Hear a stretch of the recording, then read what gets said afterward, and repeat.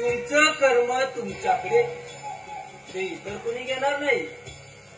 स्वतःच्या कर्माची फळं स्वतःलाच भोगायला हवी.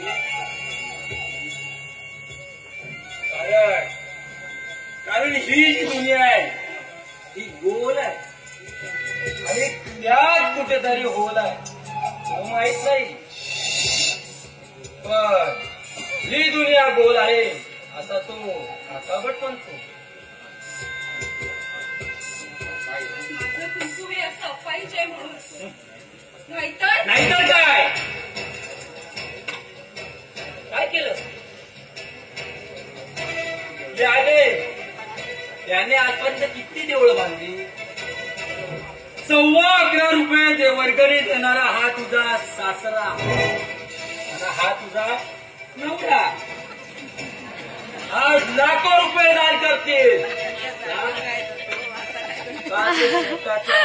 स्वतःच्या पाय उभा राहा म्हणून. तू बाप आहे बाप.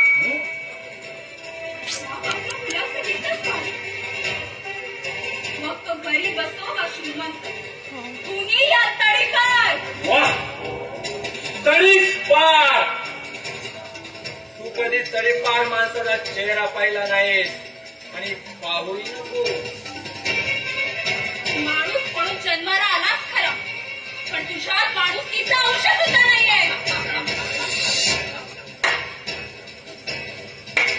माझ्यात माणुसकीचा अंश नाही, पण तू या अफाईच देहाकडून येऊन जन्माला ना. भले माझ्यात माणुसकीचा अंश नसू दे, पण या खानविलकर घराण्याला तू अंश दे. कारण या चक्रव्यूहातून जर बाहेर पडायचं असेल त्यासाठी कसाच अभिमन्यू हो.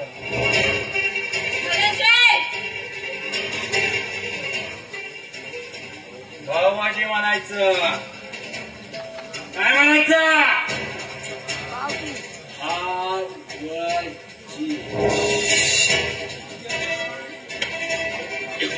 कारण आम्ही का वंश मागतो? कारण आम्ही लग्न करणार नाही. आम्हाला कोण मुलगी देणार? पण या खानविलकर घराण्याला हा वंश देणार. भावाजी म्हणायचं, या पुढे तू मला भावाजी म्हणायचं. तू मला उद्देशाचे डोस पाजू नकोस.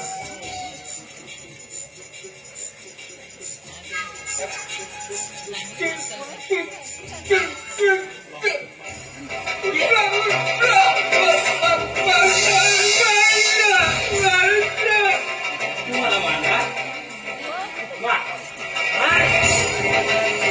स्वतःचा अवकाळ झाला म्हणे भवसागर पार करणार, या घराला वंश देणार.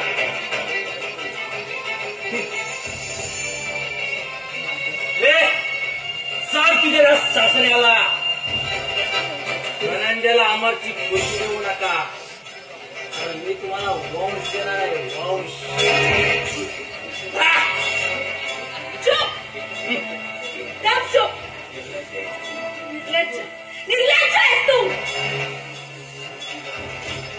तू जसं म्हणशील तस. पण आवाजी म्हणायचं, काय म्हणायचं?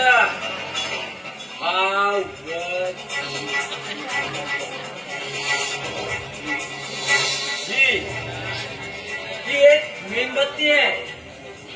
लाईट गेल्यावर हिचा प्रकाश खूप पडतो, पण जर वाऱ्याची झुळूक आली तर ही मेणबत्ती विझू नये म्हणून तिला 2 हातांनी सावरण्याचा प्रयत्न करते. की अमर खानविलकर, आज तुला चॅलेंज करते. जर का माझ्या नशिबाने मला साथ दिली तर मी माझं घर पुन्हा एकदा उभं करेन. हे माझा तुला चॅलेंज आहे.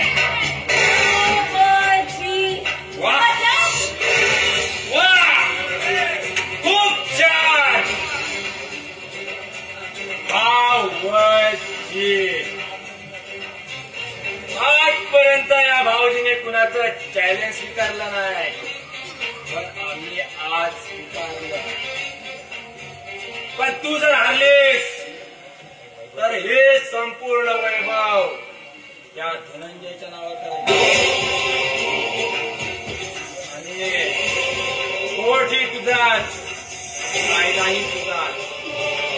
मी जर हरलो तर या घराचा हा उंबरठा ओलांडून आत येणार नाही.